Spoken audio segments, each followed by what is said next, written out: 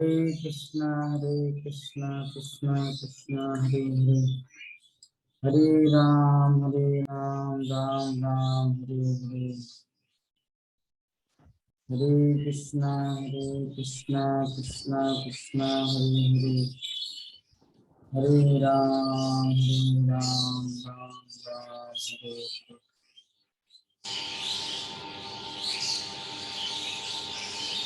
तो ये संसार की स्थिति जो है, प्रत्येक समय हम लोग को चैलेंज का सामना करना पड़ता है।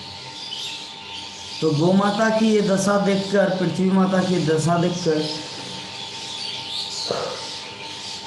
धर्म ने पूछा। धर्म ने क्या पूछा? धर्म वाच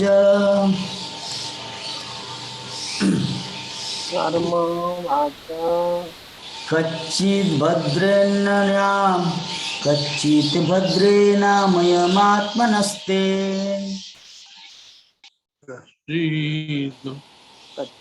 भद्रेणात्मनस्ते बिल्बिच्छायसि मलायते सन्मुखेन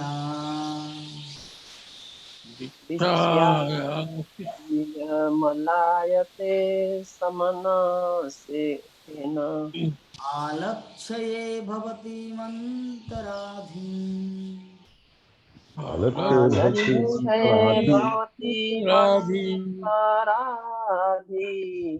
दूरे बन्धुं स्वचसि कंचनाम्ब दूरे बंधु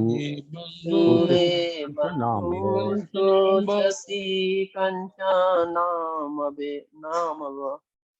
तो धर्म ने क्या बोला? पढ़िए तो माता जी, देखते हैं। हरे कृष्णा प्रभु जी, दंडोत प्रणाम सबके।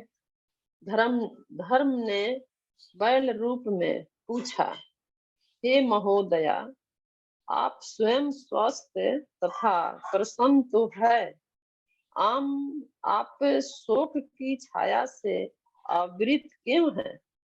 आपके मुख से ऐसा लगता है कि आप मलान पड़ गई है।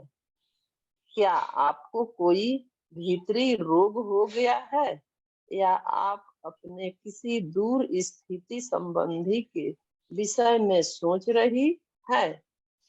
जगत गुरु शिला प्रभुपाद की जय। तात्पर्य, इस कलयुग में विश्व भर के लोग सदैव चिंताग्रस्त रहते हैं। हर एक किसी न किसी रोग से ग्रस्त है। इस युग के लोगों के चेहरों से ही उनके मनों की बात पढ़ी जा सकती है।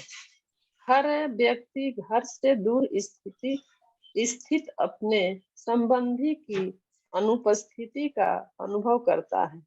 कलयुग का विशेष लक्षण यह है कि कोई भी परिवार अब एक साथ रहने का सौभाग्य प्राप्त नहीं कर पाता। जीविकोपार्जन के लिए पिता अपने पुत्र से अथवा पत्नी अपने पति से दूर रहती है। आंतरिक रोग प्रियजनों से विक्षोभ तथा पूर्ववत स्थिति बनाए रखने की चिंता सबों को सताती है। ये कतिपय कारण है जिनसे इस युग के लोग सदैव दुखी रहते हैं। हरे कृष्णा प्रभु जी। तो यहाँ पे हम लोग देख रहे हैं कि धर्म ने पूछा बेल को क्या पूछा कि हे महोदया। महोदया का अर्थ होता है, जैसे हम लोग बोलते महाशय, महोदय, और माता जी को बोला जाता है महोदया, प्रभु जी को बोला जाता है महाशय या महोदय।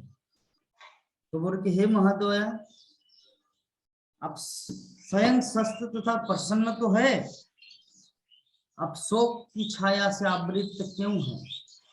आपके मुख से ऐसा लगता है कि आप मलान पड़ गई हैं। क्या आपको कोई भीतरी रोग हो गया है, या आप अपने किसी दूर स्थित संबंध के विषय में सोच रही है? ठीक है।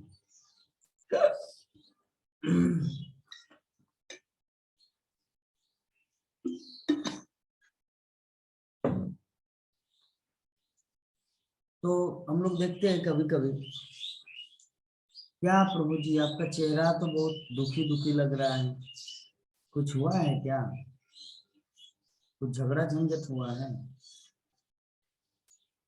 या कोई कुछ गलत बोल दिए हैं। हम लोग चेहरे से पढ़ लेते हैं, है ना, वो सब दिखता है। तो गौ माता की ये दशा देखकर धर्म ने इस प्रकार उनको पूछा, बेल ने उसको पूछा कि कुछ तो गड़बड़ है जो हमको दिखाई नहीं दे रहा है। ठीक है। तो कलियुग जो है ना, एक चीज हम लोग को समझना है, ये जो कलियुग है, विश्व भर के लोग सदैव चिंताग्रस्त रहते, सदैव। कोई भी व्यक्ति ऐसा नहीं है जो चिंता से रहे। जो मंदिर में ज्वाइन किए, ब्रह्मचर्य आश्रम में है, वो भी चिंतित है कि अगर कुछ गलत किए और मंदिर से निकाल दिया जाए, क्या होगा हाल, कहाँ रहेंगे, कहाँ जाएंगे, इसके लिए और एक दूसरा चिंता। और बाकी जो व्यक्ति गृहस्थ है, या जो व्यक्ति मतलब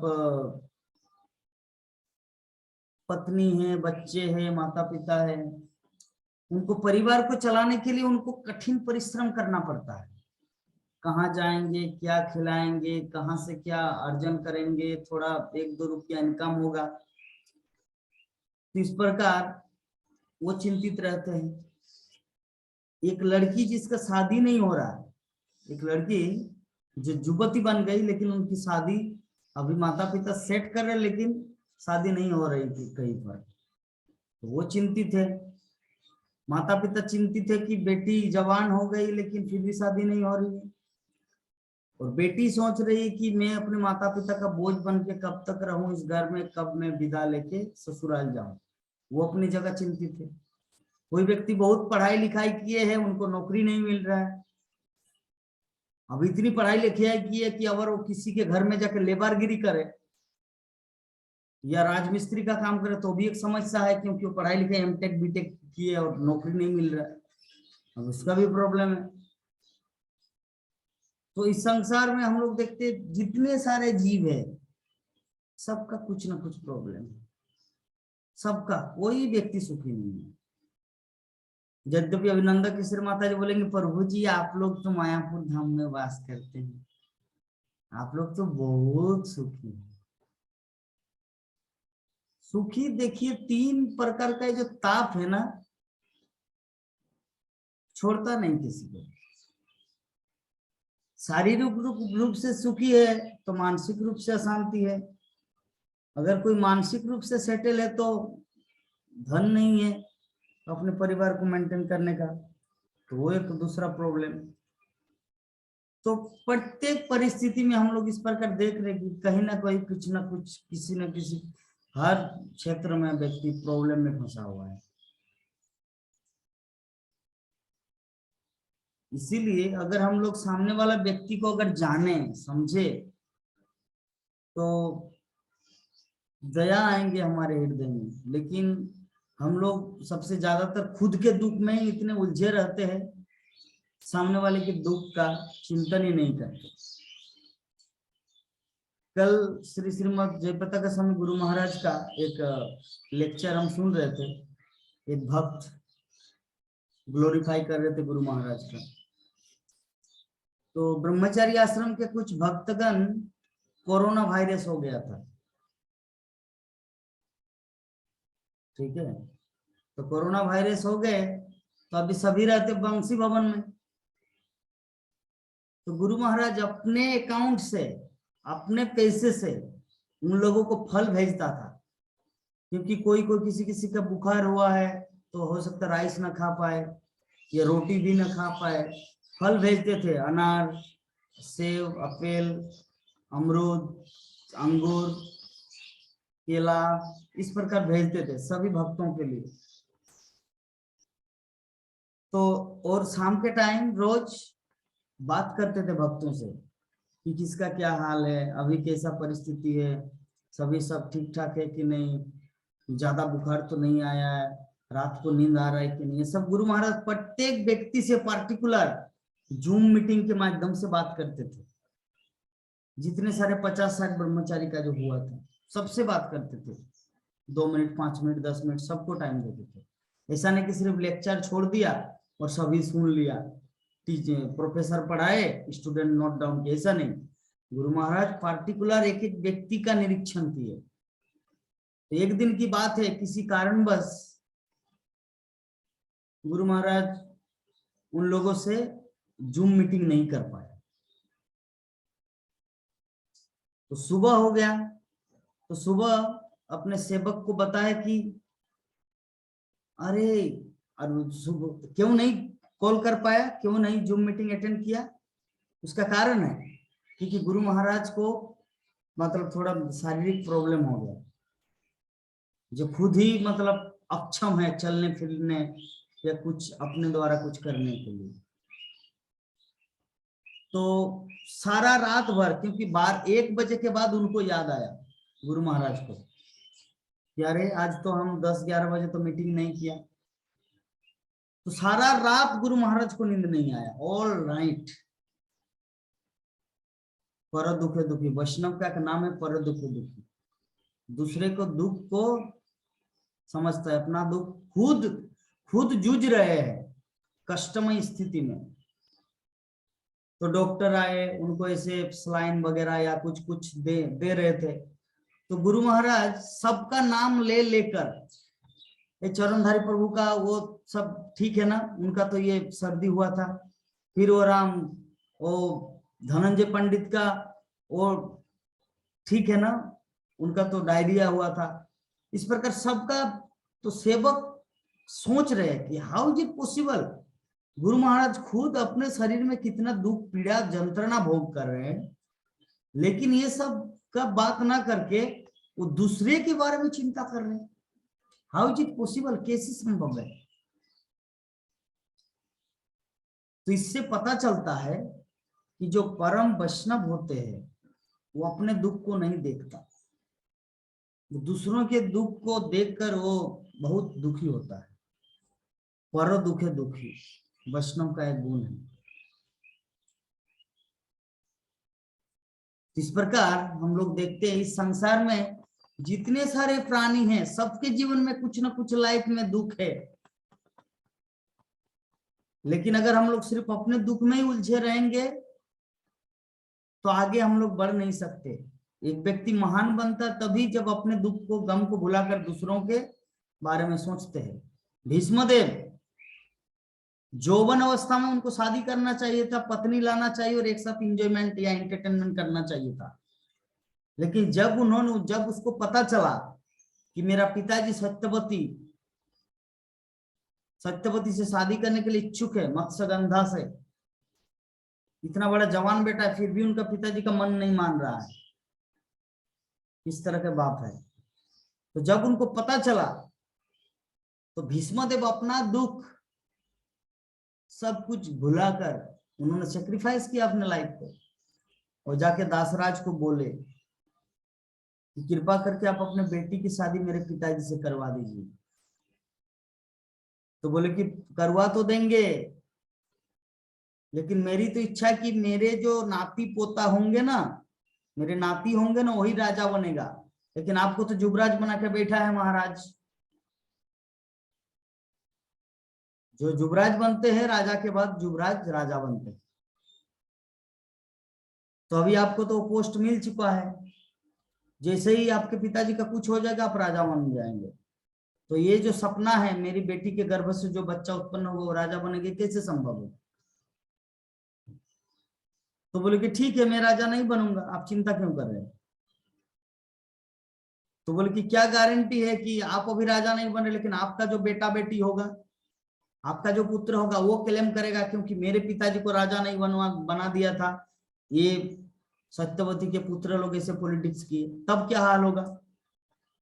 तो भीष्मदेव बोले को ये चिंता है आप लोगों का, तो न रहेगी बांस न बजेगी बांसुरी, मैं शादी नहीं करूंगा, अब तो शांति। तो भीष्मदेव शादी नहीं किया, अपने पिताजी की खुशी अपने पिताजी की इंद्रिय तृप्ति की रक्षा के लिए अपने जीवन को सेक्रीफाइस कर दिया। तो व्यक्ति ऐसे महान नहीं होता है जब तक कोई अपने दुख को न भुलाकर दूसरे के दुख, दूसरे के दिल के दर्द को नहीं समझ सकता, तब तक वो व्यक्ति महान नहीं। इसीलिए तो हम लोग महान नहीं है। हम महान है या क्षुद्र जीव है, यही तो है हमारा परिचय। अगर हम लोग महान होते तो हमारे अंदर ये सब डेवलप, ये सब गुण होता। ये सब गुण नहीं है, that means I am not a great person. क्योंकि व्यक्ति अपनी गुणावली के माध्यम से, क्वालिटी के माध्यम से संसार में अपने आप को डिस्प्ले कर सकता है। लेकिन जब हमारे पास क्वालिटी नहीं है तो हम लोग चाह के भी, श्रील प्रभुपाद एग्जाम्पल देते हैं, खटमल को अगर राजा के सिंहासन पे भी बैठा दिया जाए तो इसका मतलब ये नहीं कि वो राजा बन गया। खटमल जो होता है ना, उड़ीस, जो बिछाना में रहता है, हम लोग सोते हैं तो उड़ीस काट देते हैं। उड़ीस मतलब समझ रहे हैं ना प्रभु जी, प्राण मोहन प्रभु जी, तो माथा हिलाना चाहिए ना। तो खटमल अगर राजा के सिंहासन में बैठ गया तो क्या बैठने से ही कोई राजा बन जाता है? खटमल राजा बन गया? ऐसा कुछ नहीं। व्यक्ति के अंदर क्वालिटी होना चाहिए राजा का।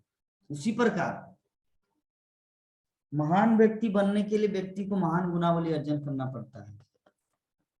और जो जितना त्यागी, जो जितना सेक्रीफाइस करते हैं, वो उतना महान बनते हैं।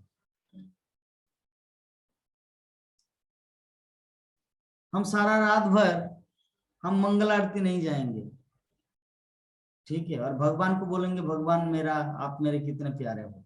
और कोई रात को 2 बजे, 3 बजे, 4 बजे उठ के कठिन अपने निद्रा जो है सबसे सुखदायी चीज, संसार में 2 चीज परम सुख देती है, श्रील प्रभुपाद बोल रहे हैं, जो व्यक्ति इस जगत को छोड़कर उस जगत में जाना नहीं चाहते। पहला सेक्स, दूसरा है स्लीप, यौन सुख और निद्रा सुख। ये 2 चीज के द्वारा व्यक्ति संसार में रहते हैं और इसको त्याग के वो भगवत धाम जाना नहीं चाहता। तो एक व्यक्ति कोई मतलब पूरा इंद्रिय तृप्ति कर रहे और भगवान को बोलते मैं कृष्ण का भक्त हूं, और कोई एक व्यक्ति निद्रा को त्याग करके, श्रील प्रभुपाद निद्रा को त्याग करके बुक लिखते थे। गुरुदेव कल वही सुने, श्रीमद जयप्रकाश स्वामी गुरु महाराज सारा रात भर जप करते थे, करते हैं, लेकिन बाकी भक्तों को लगता कि वो सो गया। जैसे अर्जुन सोने के बावजूद भी उनके रोम रोम से कृष्ण नाम आता है। तो गुरु महाराज सब समय हरिनाम, गौरांग महाप्रभु की लीला, नित्यानंद प्रभु की लीला, निताई नाम, गौर नाम सब समय लेते रहते हैं, क्योंकि हरि नाम साक्षात भगवान है। और हमारे जितने सारे महान आचार्य बिंद है वो हरि नाम को पकड़े हैं। तो रात भर भी वो सोते नहीं, अगर सोएंगे तो बेकार टाइम पास होगा, इसीलिए सोते सोते ही हरे कृष्ण महामंत्र का जप करते। जरा सोचिए कैसे, और वो भी अघोर निद्रा में सो रहे,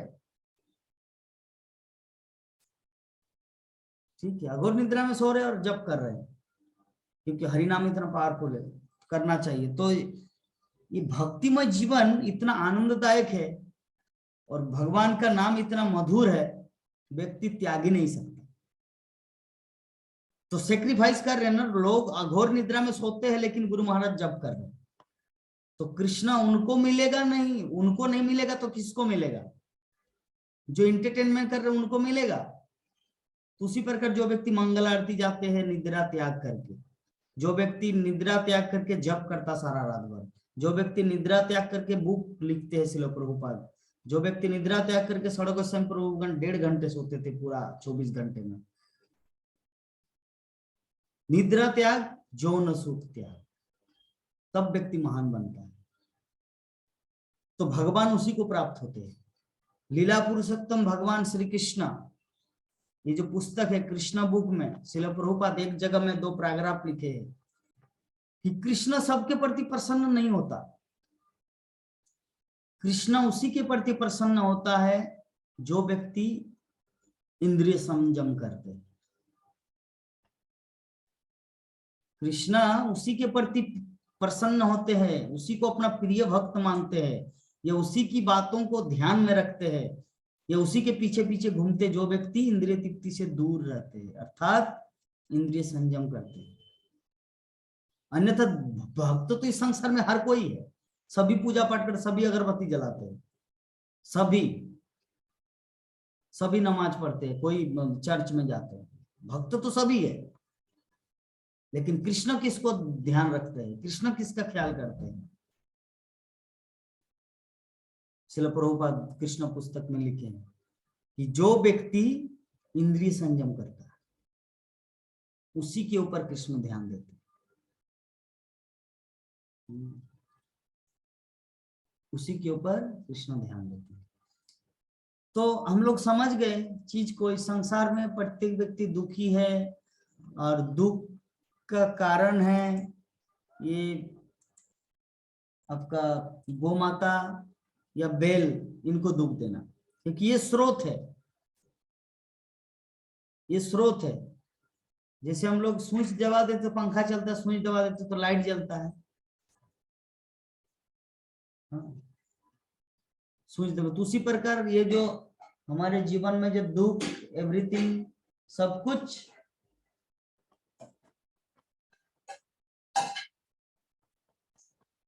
कुछ जो है ना हमारे लाइफ में, क्या प्रभु जी कोई ध्यान से नहीं सुन रहे, सभी इधर उधर भटक रहे हैं। उमाशंकर प्रभु जी भी अपने काम में लगे हुए हैं, राममोहन प्रभु जी भी। तो जो भी है, हर व्यक्ति घर से दूर स्थित अपने संबंध की उपस्थिति का अनुभव करता है। कलयुग का विशेष लक्षण यह है कि कोई भी परिवार अब एक साथ रहने का सौभाग्य प्राप्त नहीं कर पाता। और ये हम लोग देखते हैं, बेटा रहता है अमेरिका में, बेटी रहता है बेंगलोर में, पत्नी रहते हैं दूसरे कलेक्टर ऑफिस में, और पति रहता अकेला बेचारा। यहाँ पे मैं नहीं बोल रहा, आप लोगों को क्या लग रहा कि मैं झूठ झूठ के बोल रहा हूँ? देखिए, ध्यान से देखिए कौन बोल रहे हैं। बिल्कुल सही बोल रहे हैं आप। प्रभुपाद बोल रहे हैं कि कलयुग का विशेष लक्षण यह है कि कोई भी परिवार अब एक साथ रहने का सौभाग्य प्राप्त नहीं कर पाता। जीविका उपार्जन के लिए पिता अपने पुत्र से अथवा पत्नी अपने पति से दूर रहती है, और आंतरिक रोग, प्रियजनों से बिछोह तथा पूर्ववत स्थिति बनाए रखने की चिंता सबों को सताती है। कैसे हम माता पिता के साथ रहे, कैसे हम अपने पत्नी के साथ रहे, कैसे हम अपने पति के साथ रहे। ये कतिपय कारण है कि जिनसे इस युग के लोग सदैव दुखी रहते। मेरा माता पिता रहता अपने घर में, मैं रहता हूं मायापुर में, मेरी पत्नी का माता पिता रहते उनके घर में, वो रहते मायापुर में। पहले क्या होता था कि ससुराल भी जो है आना जाना थोड़ा सामने, हमारा तो इतना दूर है, कहाँ उज्जैन कहाँ मायापुर, जाने में 3 दिन लगता है। जैसे मेरी बहन का शादी हुई आपका बलरामपुर में, 10 मिनट लगता है, मतलब मेरे घर से अपने जीजा जी का घर जाने के लिए। वो बंगाल पड़ता है और हमारा घर झारखंड पड़ता है। 10 मिनट मोटरसाइकिल में, 10-15 मिनट मान लीजिए। और हमारा ससुराल उज्जैन 3 दिन लगता है, 2 दिन लगता है। इसीलिए हर कोई दुखी है। इसलिए प्रभुपाद यहाँ पे वही चीज बता रहे हैं, सभी दुखी है, क्योंकि सभी चाहते कि परिवार एक साथ रहे, नहीं हो पाता, इसीलिए सदैव व्यक्ति दुखी है। खैर, किसी का कुछ प्रश्न अगर हो तो बोल सकते हैं। हरे कृष्ण।